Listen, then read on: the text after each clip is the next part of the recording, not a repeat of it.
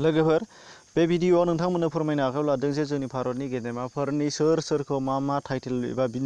Nickname एबा बिमुंफोर होनाय जादों बेनि सोमोन्दै जाय जोंनि फार्स्ट इन्टारभिउ होनायाव फार्स्ट कुइसनाव थाथावथाव एबा जोंनि इन्टारभिउ होनायाव गोबां बार खेब इन्टारभिउआवनो एबा गोबां कम्पिटिटिभ एग्जामफोरावनो बिसोरनि साफा नङा साफाया बाव फैयो बेनिखायनो बाहाय आं खेबसेनो जथायनानै भारतनि सोर गेदेमाफोरखौ सोंथाव एबा सोर गेदेमाफोरखौ गोबां गिदिर बिमुं होनानै एबा निकनेम होनानै मिथिनाय जायो जों बेनि सोमोन्दै बाहाय आं फोरमायनो आखायाव लानाय जादों नोंथांमोना ओंखायनो भिडिअखौ नायलांनानै जोबजासे नायनानै मिथिनानै ला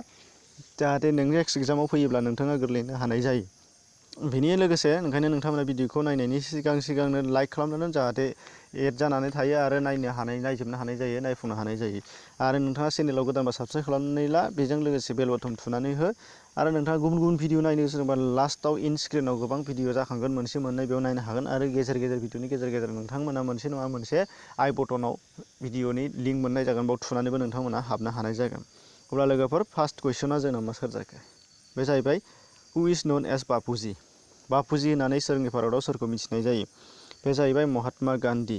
बेखौ जों गोसोआव लानांगोन महात्मा गान्धीखौ जों बापुजि होननानै बुंनाय जायो दानिया महात्मा गान्धीनि गुबुन माने अरिजिनेल नेमा मा बेबो जोंनाव फैनो हागौ बे जाहैबाय महनदास करमचान्द गान्धी जों बेखौ गोसोआव लानांगोन दानिया महनदास करमचान्द गान्धीनि मुङा जे जाहैबाय महात्मा गान्धी दानिया होमबालाय महात्मा बिमुंखौलाय सोरथो होखो मारथो मोनखो बे जाहैबाय गोसोआव लाथावथाव एबा सोंथावथाव जोबोद इम्परटेन्ट कुइसना बेबो जानो हागौ जे महात्मा गान्धीनो महात्मा बिमुंखौ होदोंमोन रबीन्द्रनाथ टेगर जाय जोंनि भारतनि हारियारि मेथाइ जन गण मननि लिरगिरि बेखौबो जों गोसोआव लानांगोन आरो रबीन्द्रनाथ टेगरआ ओरैबायदि मोनसे गोसोआव लाथावथाव बाव बिथाङा भारतनि गिबिसिन नबेल बान्था मोनगिरि बेखौबो जों गोसोआव लानो नांगोन बिथाङा नबेल बान्थाखौ माबे बिजाबनि थाखाय मोनदोंमोन बेखौबो जों गोसोआव लानांगोन जे रबीन्द्रनाथ टेगरआ गीताञ्जलि खन्थाइ बिजाबनि थाखाय नबेल बान्था मोननो हादों बेखौबो जोङो गोसोआव लानांगोन अब्ला महात्मा गान्धीनि गुबुन मोनसे मुङा महनदास करमचान्द गान्धी आरो महात्मा गान्धीखौ गावहा महात्मा बिमुंखौ होदों सोर रबीन्द्रनाथ टेगरआ दाना नेक्स्ट कुइसनाव फैदो जोंनिया नेक्स्ट कुइसना जाहैबाय who is known as iron man of India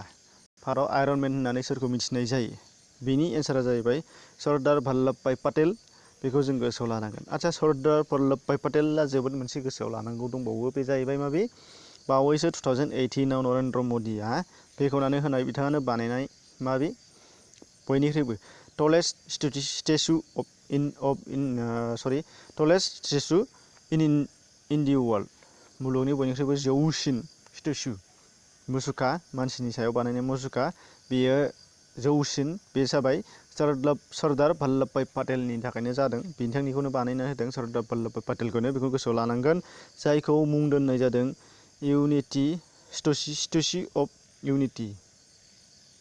बेखौ जों गोसोआव लानांगोन स्टेचु अफ इउनिटि बेखौ जों गोसोआव लानांगोन बे जाबाय सरदार भाल्लभभाई पाटेलनि मुङाव दोननाय दानिया नेक्स्ट कुइसनाव फैदो जे जाबाय who is known as Napoleon of India Napoleon होननानै भारताव सोरखौ मिथिनाय जायो बेखौबो जों गोसोआव लानांगोन बे जाहैबाय समुद्रगुप्तखौ जों नेपलियन होननानै मिथिनाय जायो भारताव बेनिफ्राय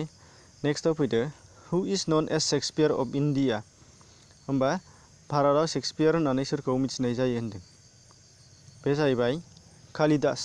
कालिदासखौ भारताव शेक्सपियार होननानै मिथिनाय जायो आच्छा शेक्सपियारा सोर बेखौबो जों मिथिनांगोन शेक्सपियारा जाहैबाय बयनिख्रुइबो देरसिन ड्रामाटिस्ट अदेबानि थुनफावथाय लिरगिरि होनदों शेक्सपियारा मुलुगनि बयनिख्रुइबो देरसिन एबा इंराजि थुनलाइनि बयनिख्रुइबो देरसिन थुनफावथाय लिरगिरि ड्रामा लिरगिरि बे जाहैबाय उइलियाम शेक्सपियार दानिया बिथांनि बादि सान्थौजों कालिदासआ लिरोमोनखाय बिथांखौ कालिदासखौ शेक्सपियार अफ इन्डिया होननानैबो बुंनाय जायो नेक्स्ट कुइसना जाहैबाय हु इज नन एज महामान्य होननानै सोरखौ बुंनाय जायो बे जाहैबाय नोंथांमोना नुनो मोन्दों पिटि मदन मोहन मालाभिया बिथांखौ मा होनना बुंनाय जायो महामान्य होननानै बुंनाय जायो जाहैदों बेखौबो जों गोसोआव लानांगोन बेनिफ्राय नेक्स्टआव जाहैबाय who is known age Deshbandhu Deshbandhu होननानै सोरखौ बुंनाय जायो होनदों बे जाहैबाय नोंसोर नुनो मोनदों चित्तरन्जन दासखौ देशबन्धु होननानै बुंनाय जायो बेखौ जों गोसोआव लानांगोन। आच्चा चित्तरन्जन नामजों मोनसे आं जोबोद इम्परटेन्ट खोथा नोंथांमोननो बुंनो आखायाव लानाय जादों बे जाहैबाय भारतनि रेल इन्जिनखौ बानायग्रा कारखाना बे कारखाना इन्डास्ट्रिया बबेयाव दङ होनदों चित्तरन्जन मुंनि मोनसे सिटियाव दङ बे जाहैबाय रेल इन्जिन बानायग्रा कारखाना दाबसेल' भारतनि रेल इन्जिन बानायग्रा जायगा बे जाहैबाय चित्तरन्जन दा बेखौबो जों गोसोआव लानानै आन्दायनो नाङा आरो दानिया नैबाय हु इज नन एस देशबन्धु होननानै बुङोबा देशबन्धु बा चित्तरन्जन दास बेखौ जों गोसोआव लानांगोन। बेनिफ्राय नेक्स्टआव जाहैबाय हु इज नन एस दीनबन्धु होननानै सोरखौ बुंनाय जायो होनदों भारतआव बा बे जाहैबाय C.F. एन्ड्रिउसखौ दीनबन्धु होननानै मिथिनाय जायो। दानिया नेक्स्ट कुइसना जाहैबाय बे जाहैबाय who is non S पान्जाबनि Kesari होननानै सोरखौ मिथिनाय जायो होनबा बे जाहैबाय लाला लाजपत राय जाय भारतनि हेफाजाब होयि सोमावसारनायाव मैखोम बाहागो लानाय सासे सुबुंमोन आरो दानिया लाला लाजपत रायखौ रायखांनाय लोगो लोगो बाहाय साथाम मानसिखौ रायखांनांगौ जायो सानै मानसिखौ रायखांदेरबावनांगौ जायो जाय जाहैबाय लाला लाजपतनि जोबोद आंगो लोगो सानैमोन बिसोर सोरमोन लालाखौ लाफानानै लाल बाल पालआ सोर जानानै लाल बाल पाल होननानै बुंनाय जायो बेनिनो लाला जाहैबाय लाला लाजपत रायमोन बेखौ जोङो मिथिनानै लानांगोन। बेनिफ्राय गुबुन सानैयालाय अब्ला सोर जाखो बेखौबो जों मिथिनांगोन। बालआ जाहैबाय बाल गंगाधर तिलक बे जाहैबाय बाल दानिया पालआ जाहैबाय सोर बेखौबो जों गोसोआव लानांगोन बेनिखायनो पालआ जाहैबाय बिपिन चन्द्र पाल बे जाहैबाय लाल बाल पाल अब्ला लाला जाहैबाय लाला लाजपत राय बाला बाल गंगाधर तिलक पालआ बिपिन चन्द्र पाल बे दानि नेक्स्ट कुइसनाव फैबाय हु is non S Nightingale of India भारतनि नाइटिंगेल होननानै सोरखौ मिथिनाय जायो बे जाहैबाय सर'जिनी नाइडु जों बेखौ गोसोआव लानांगोन भारतनि नाइटिंगेल होननानै मिथिनाय जायो। नेक्स्टआव हु is non S lady with द लेम्प सोरखौ लेडि उइथ द लेम्प होननानै मिथिनाय जायो भारतआव बेखौ जोङो मिथिनांगोन बे जाहैबाय नोंथांमोना नुनो मोनदों फ्लरेन्स नाइटिंगेलखौ लेडि उइथ द लेम्प होननानै बुंनाय जायो। बेनिफ्राय नेक्स्ट कुइसनाव फैदो हु is non S Tata E हिन्द होननानै सोरखौ मिथिनाय जायो होनदों भारतआव बे जाहैबाय नोंथांमोना नुनो मोनदों आमिर खुस्र'खौ टटा इ हिन्द होननानै बुंनाय जायो। बेनिफ्राय नेक्स्ट कुइसनाव फैदो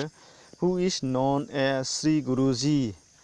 श्री गुरुजी होननानै सोरखौ बुंनाय जायो होनदों भारतआव बेखौ जों गोथौ जों मिथियामोन अब्ला दिनै मिथिनो मोनबाय नोंथांमोना बे जाहैबाय एम.एस.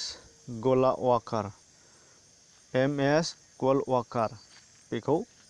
मा होनना मिथिनाय जायो श्री गुरुजी होननानै मिथिनाय जायो बेखौ जों गोसोआव लानांगोन। दानिया अब्ला लोगोफोर बेखिनि जानाखि भिडिअ नोंथांमोना मिथिनो हायै बा मिथिखानाय दंमोनब्लाबो खोनासंबाय बिथांनि सायाव बे भिडिअनि सायाव नोंथांमोना माबा मोनसे साननाय दंबा कमेन्ट हर आरो मोजां मोनदोंबा लाइक खालाम शेयार खालामनानै हो लोगोफोरजों आरो गंसे बुंबावदों नोंथांमोना चेनेलाव बेबायदि भिडिअ मोनबाय थानो थाखाय हेल्प खालामनो थाखाय साबस्क्राइब खालामनानै ला नटिफिकेसन बेल थुनानै हो बेनि जोंनि गोजोननाय थागोन। अब्ला लोगोफोर गोजोननाय थाबाय बाय।